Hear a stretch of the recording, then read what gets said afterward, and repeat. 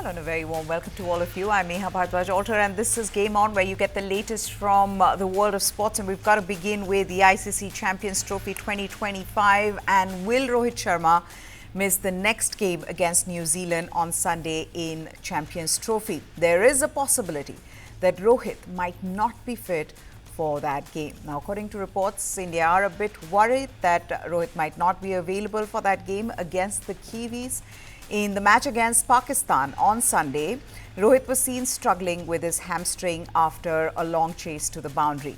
Later on, he even walked off the field for a brief while Shubman Gill took charge. But Rohit came back and managed his troops before opening the batting with Gill in India's successful chase. India now, after that game, did not train for 2 days. And when they did on Wednesday, Rohit was the lone frontline batsman not to get into the nets. Instead, he stayed indoors and later on was seen working with the strength and conditioning coach and their physiotherapist.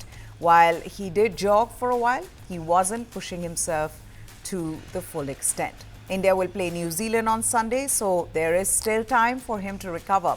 But then they play the semi-final on Tuesday, which is just 1 day after the game they play, which is 1 day gap that they have. So it'll be interesting to see how things can pan out for this team in terms of his fitness. Will they risk playing Rohit Sharma in the game against New Zealand, given they've already qualified for the semi-finals? But they still don't know who their opponents will be in the semi-finals. This with Afghanistan having beaten England, a match that India keenly followed after their net session. Now, we know that things can change in Group B, so they still don't know who their opponents will be. Will India want to top the group then? Will they have a preference on who they want to play? And will that preference be worth taking any risks with their captain, Rohit Sharma? These are the questions the management will be dealing with ahead of that game against New Zealand. Now, according to reports, with Rohit's fitness being a concern, India are looking at Rishabh Pant and Washington Sundar as backups. Both left-handers trained extensively, alternating between the two nets where spinners and pacers were operating. And it's not just Rohit Sharma, even Shubman Gill, the vice-captain, he stayed indoors.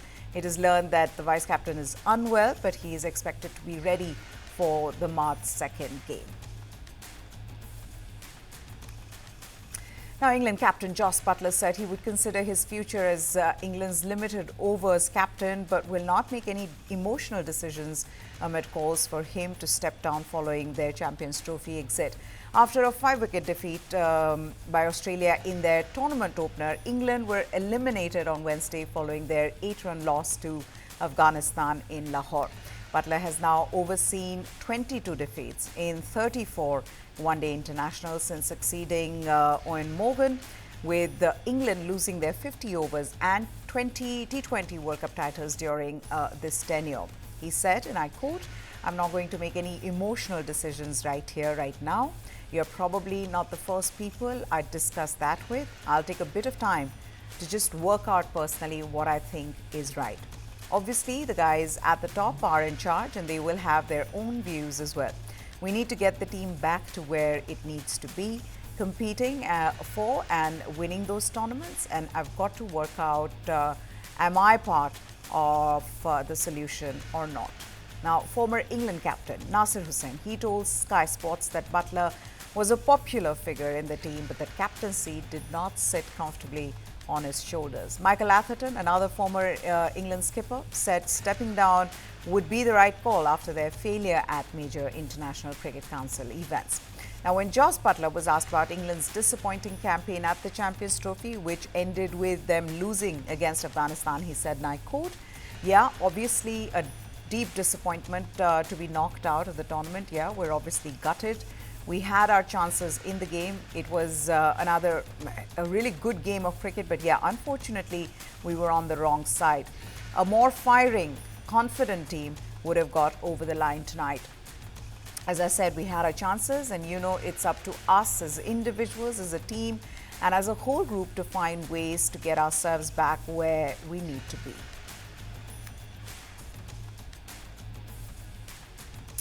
Afghanistan's performances at the 50 overs and T20 World Cups means there is no chance of Australia taking them lightly in Friday's Champions Trophy match, particularly with a place in the semi-finals on the line. This is what Jonathan Trott, the Afghanistan coach, is saying. Afghanistan beat England by 8 runs in Lahore on Wednesday to stay in the hunt for a berth in the last 4, underlining their strength in limited overs cricket. Trott's side beat England, Pakistan and Sri Lanka to finish 6th at the 50 overs World Cup in 2023 and followed that up by making the semi-finals of the T20 edition last year, beating Australia along the way. This is what he said, and I quote, "Since I've been coach, we played against Australia 3 times and we've been in the game each of those times. So we should take a lot of confidence from that, and I think certainly what happened in the World Cup, T20 World Cup, and I say this to the players as well, that Afghanistan's never going to be taken lightly ever again. So we've got to be prepared, because I know Australia aren't going to take us lightly. Whereas in the past, perhaps people would have seen the fixture and thought it was a little bit easier than playing a historic test nation. But in this format and these conditions, I don't see that. I see every game that we play is going to be competitive, and every game we go into, I expect to win." Australian pace spearhead Mitchell Starc said a sore ankle and his personal views were behind his decision to pull out of the Champions Trophy. Starc was included in Australia's squad but withdrew before the ODI tournament started, citing personal reasons. The 35-year-old left-armer told the Willow Talk podcast that he had ankle pain through the Test series against Sri Lanka, which Australia won 2-0, but it was not the only factor, he said, and I quote, "There are a few different reasons, some personal views. I had a bit of ankle pain through the Test series, so I just need to get that one right. Obviously, we have the Test final coming up and a West Indies tour after that. And then there is some IPL cricket as well. But the main one at the top of my mind is the Test final. Get my body right, play some cricket in the next couple of months, and then ready to go for the Test final." Defending champions Australia play South Africa in the World Test Championship final at Lord's in June. Starc did not really elaborate on the personal views he was referring to regarding the Champions Trophy, which was returned to the crowded global cricket calendar after an 8-year hiatus. Australia, of course, will look to book a place in the semi-finals by beating Afghanistan in Lahore on Friday.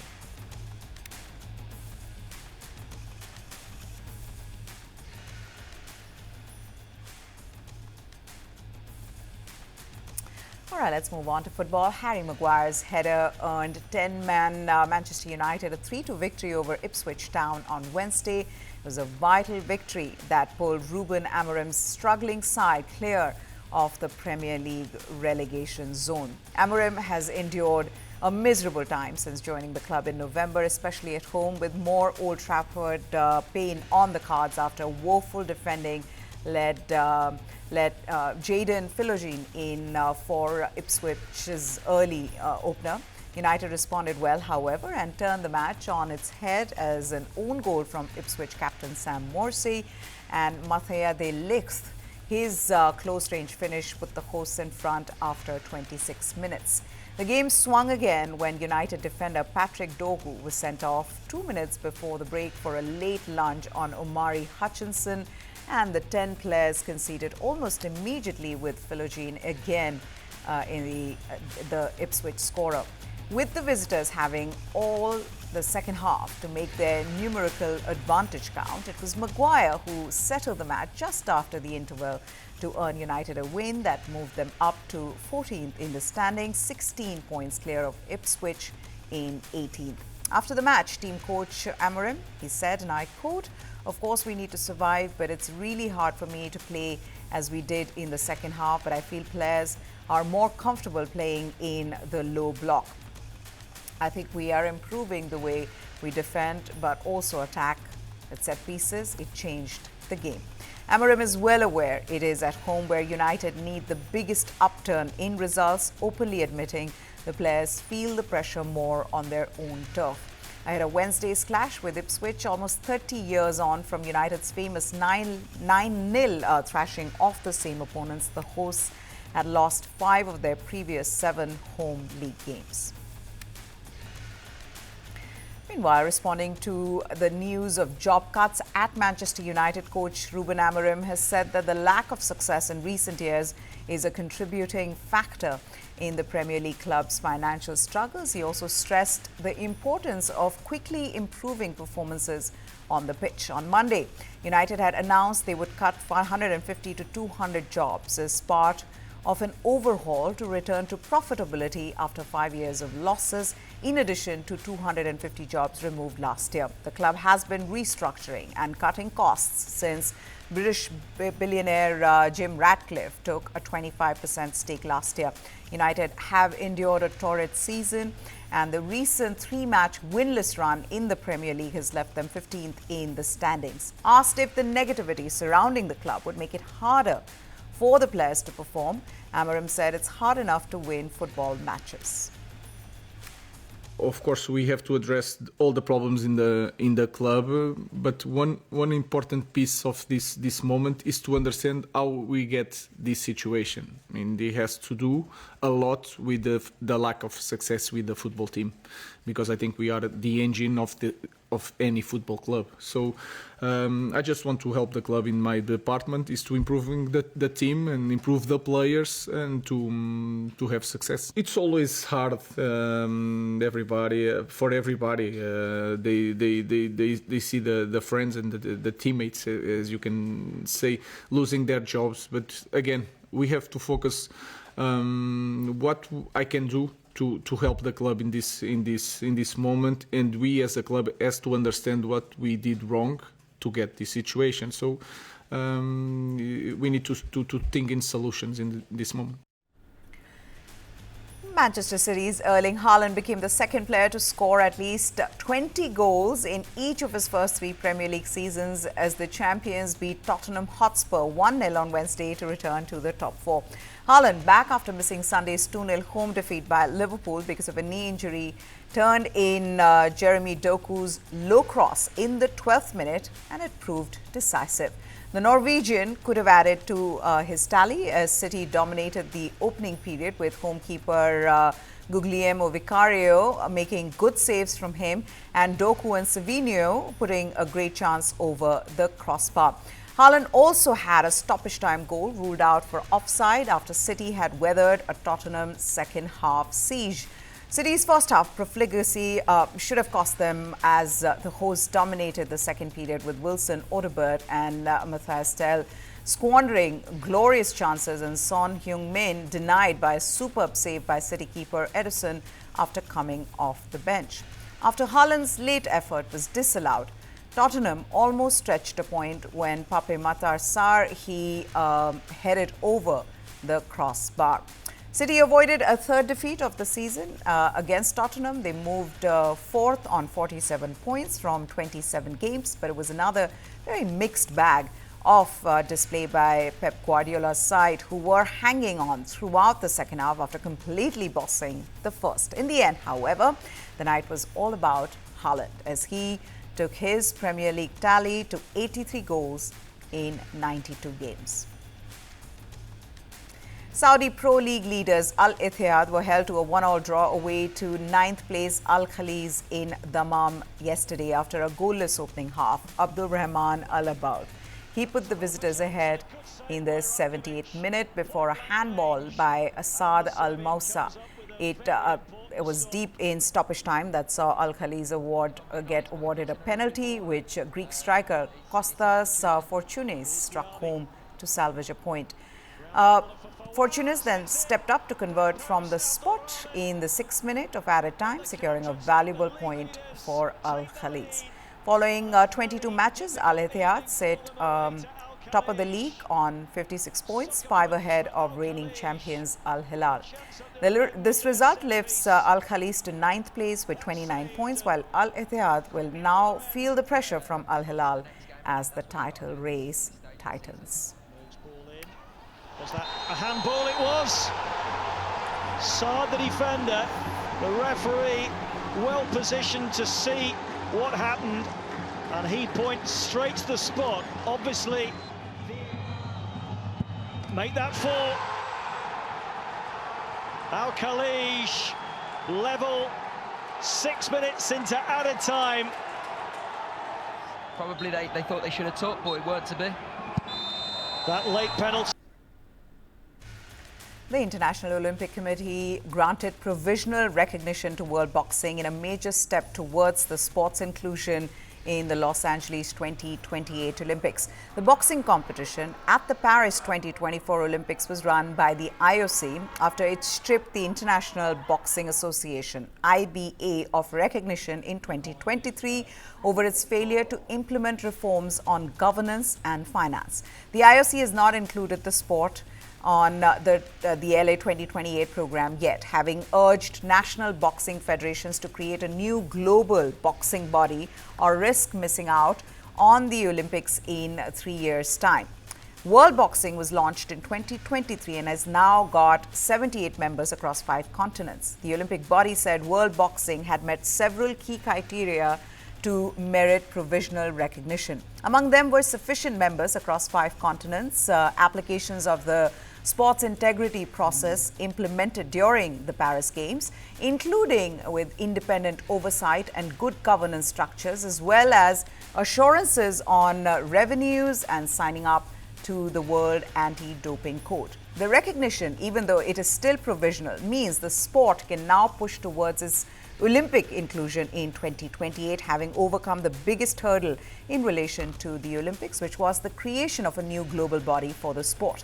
The IOC suspended the IBA, run by Russian businessman Umar Kremlev, in 2019 over governance, finance, refereeing and ethical issues, and it did not involve it in running the boxing events at the 2021 Tokyo Olympics before stripping it of recognition in 2023, which is an extremely rare move by the IOC. Apart from stripping its recognition, the IOC was also at loggerheads with the IBA for days during the Paris Olympics over the participation of 2 female boxers, Algeria's Imane Khelif and Taiwanese Lin Yu-ting.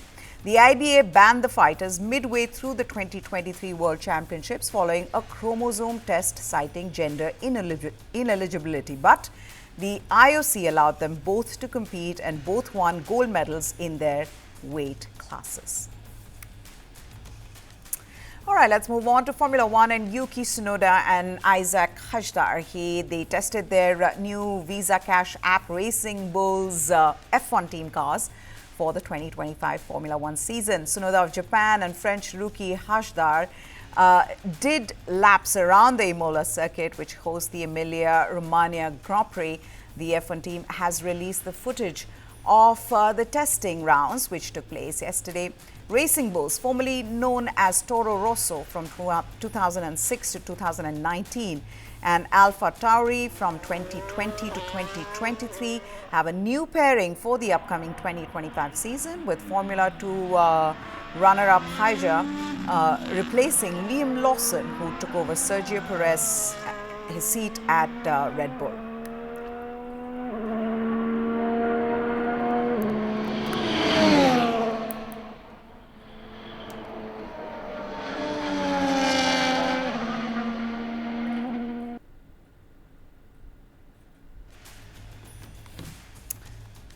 All right, 2 more teams tested their new cars ahead of the 2025 season at Melo in Spain. Nico Hülkenberg and Gabriel Bartoletto tested their new stick F1 team, Kick Sauber cars for the 2025 Formula One season. Hülkenberg and Bartoletto did laps around the Circuit de Barcelona, Catalonia, which hosts the Spanish Grand Prix, in released footage.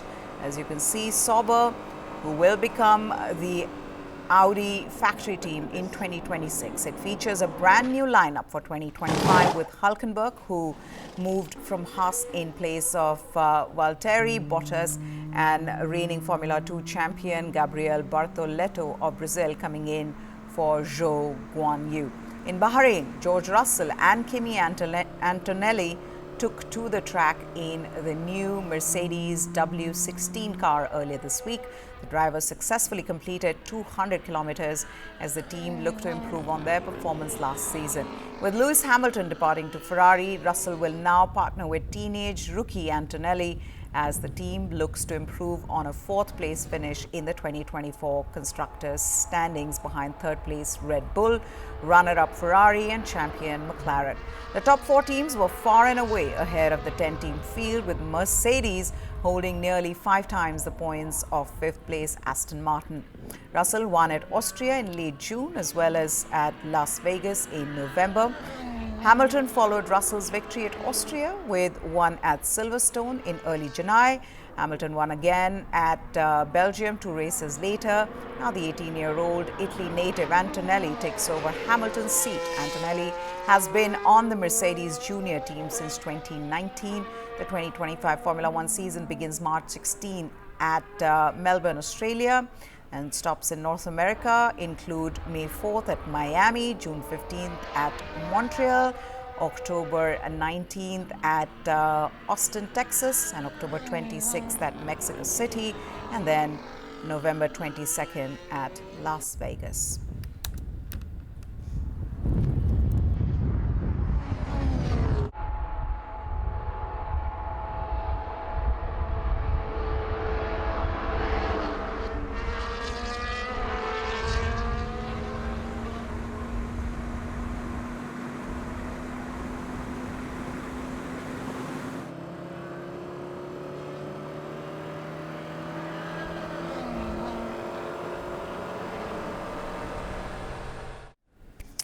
With that, it's a wrap on Game On. Hope you enjoyed it. Goodbye. Thanks for watching.